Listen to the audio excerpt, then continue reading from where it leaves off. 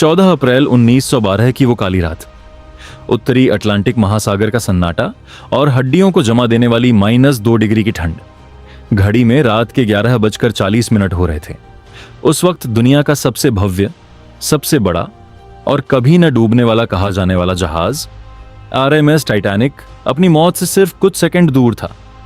विशेषज्ञों का मानना है कि अगर सिर्फ 10 सेकंड पहले किसी ने रिएक्ट किया होता तो आज इतिहास की यह सबसे बड़ी त्रासदी शायद वजूद में ही नहीं होती। लेकिन वो 10 सेकंड कभी नहीं मिले। 269 मीटर लंबा ये लोहे का विशाल शहर सिर्फ 2 घंटे और 40 मिनट के भीतर 2 टुकड़ों में टूटकर समुद्र की 12,500 फीट गहरी गोद में समा गया।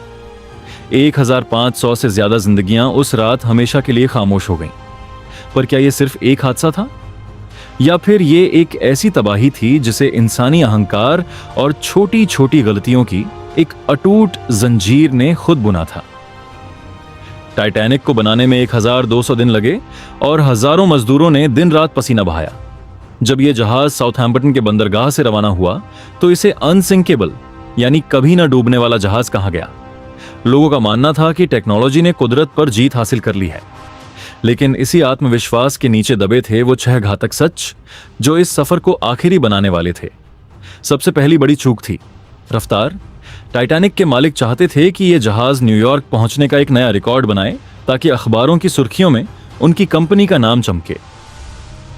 इसी PR स्टंट के चक्कर में कैप्टन एडवर्ड स्मिथ ने जहाज की रफ्तार को 22 नॉट्स तक पहुंचा दिया, जबकि उन्हें अच्छी तरह पता था कि आगे का रास्ता बर्फ के पहाड़ों से भरा है।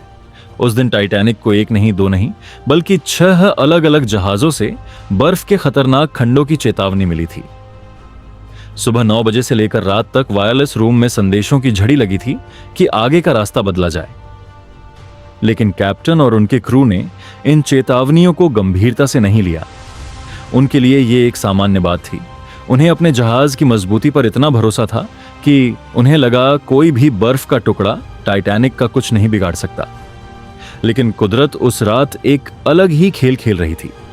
इतिहासकार और वैज्ञानिक आज एक ऐसी घटना का जिक्र करते हैं जिसने उस विशाल हिमशैल को उस रात अदृश्य बना दिया था। इसे कहते हैं सुपर रिफ्रैक्शन। उस रात हवा और पानी के तापमान में इतना अंतर था कि रोशनी की किरणें मुड़ रही थीं, जिससे समुद्र की सतह पर एक नकली क्षितिज यानी फॉल्स होराइजन बन गया था।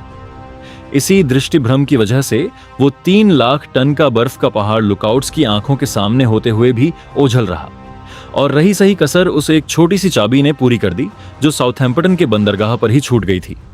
जहाज पर दूरबीन मौजूद थी, लेकिन वो जिस लॉकर में रखी थी उसकी चाबी उस ऑफिसर के पास रह गई जिसे आखिरी वक्त पर जहाज से उतार दिया गया था।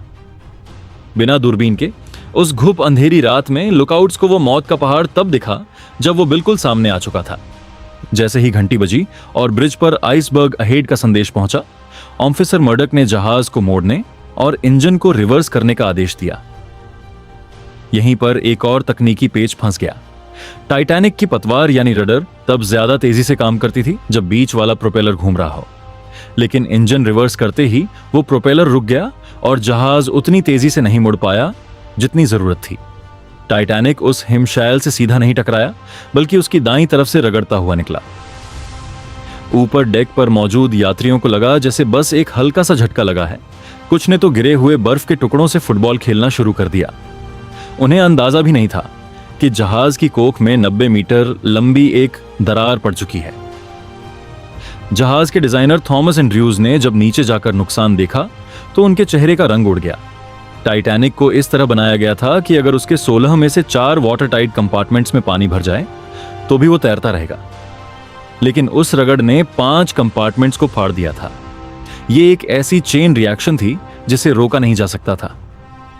एक और कड़वा सच ये था कि टाइटैनिक को जोड़ने वाली रिबट्स स्टील की नहीं बल्कि सस्ते कास्ट आयरन की बनी थी। बर्फीले पानी में लोहा कमजोर पड़ गया और प्रेशर की वजह से वो रिबट्स एक एक करके टूटने लगी, जिससे पानी भरने की रफ्तार 7 टन प्रति सेकंड हो गई। एंड्रयूज ने कैप्टन से साफ कह दिया, यह जहाज अब डूब जाएगा। हमारे पास 2 घंटे से भी कम का वक्त है। यहां से शुरू हुई वो अफरा तफरी जो रूह कंपा देती है। जहाज पर 2200 से ज्यादा लोग थे, लेकिन लाइफ बोट्स सिर्फ 1100 लोगों के लिए थीं। कंपनी को लगा था कि ज्यादा लाइफ बोट्स से डेक की खूबसूरती खराब होगी। जब पहली लाइफ बोट उतारी गई, जिसकी क्षमता 65 लोगों की थी, तो उसमें सिर्फ 28 लोग ही बैठे।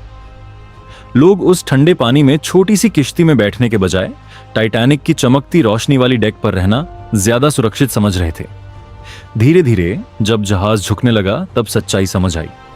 अमीर यात्रियों को पहले बचाया गया, जबकि तीसरी श्रेणी के हजारों प्रवासी नीचे ही फंसे रह गए। इस पूरी त्रासदी के बीच एक ऐसा दृश्य था जो आज भी दुनिया को भावुक कर देता है। टाइटैनिक का बैंड मास्टर वॉलेस हार्टली और उनके साथी म्यूजिशियंस आखिरी वक्त तक डेक पर संगीत बजाते रहे। जब पानी उनके पैरों तक पहुंच गया और मौत बिल्कुल सामने खड़ी थी, तब भी उन्होंने वाद्य यंत्र नहीं छोड़े ताकि लोगों का डर कम हो सके। वो 8 कलाकार उस रात कभी वापस नहीं आए। वहीं जहाज के इंजीनियर्स ने भी अपनी जगह नहीं छोड़ी। वो आखिरी दम तक बॉयलर्स चालू रखते रहे ताकि जहाज की लाइट्स जलती रहें और एवैक्यूएशन का काम चलता रहे। 2:18 पर शॉर्ट सर्किट हुआ और टाइटैनिक की आखिरी रोशनी भी बुझ गई। अगले ही पल भयानक शोर के साथ जहाज 2 हिस्सों में टूट गया और सीधे अटलांटिक की गहराई में खड़ा हो गया। 2:20 टाइटैनिक पूरी तरह गायब हो चुका था। समुद्र की सतह पर सैकड़ों लोग मदद के लिए चिल्ला रहे थे, लेकिन वो पानी नहीं, मौत का शिकंजा था। -2 डिग्री के तापमान में मानव शरीर 15 मिनट से ज्यादा नहीं टिक सकता। धीरे धीरे वो चीखें खामोशी में बदल गईं और अटलांटिक महासागर एक विशाल कब्रिस्तान बन गया। सबसे दर्दनाक बात यह थी कि महज 20 मील दूर एक और जहाज SS कैलिफोर्नियन खड़ा था। उसके क्रू ने टाइटैनिक के डिस्ट्रेस रॉकेट्स देखे थे, लेकिन उनके कैप्टन ने उन्हें नजरअंदाज कर दिया। वायरलेस ऑपरेटर सो चुका था। अगर उस रात वो जहाज हरकत में आता तो शायद एक भी जान नहीं जाती। साल 1985 में जब रॉबर्ट बैलार्ड ने 73 साल बाद टाइटैनिक का मलबा खोजा, तो उन्हें जीत की खुशी नहीं बल्कि एक गहरा दुख महसूस हुआ। वहां नीचे सिर्फ लोहा नहीं था, वहां 1500 लोगों की यादें थीं। आज भी वहां बिखरे हुए जूते जोड़ों में रखे मिलते हैं, जैसे उनके मालिक उन्हें अभी अभी उतार कर गए हों। एक खास बैक्टीरिया अब इस मलबे को धीरे धीरे खा रहा है और अनुमान है कि 2030 तक ये महान जहाज पूरी तरह समुद्र में घुल जाएगा। टाइटैनिक की कहानी हमें ये याद दिलाती है कि हम चाहे कितनी भी बड़ी तकनीक बना लें, कुदरत की ताकत और इंसान की एक छोटी सी लापरवाही के बीच का फासला हमेशा मौत के बराबर होता है। वो भव्य जहाज आज भी वहां अंधेरे में चुपचाप खड़ा है, जैसे दुनिया को यह बताने की कोशिश कर रहा हो कि अहंकार का अंजाम हमेशा गहरा और खामोश होता है।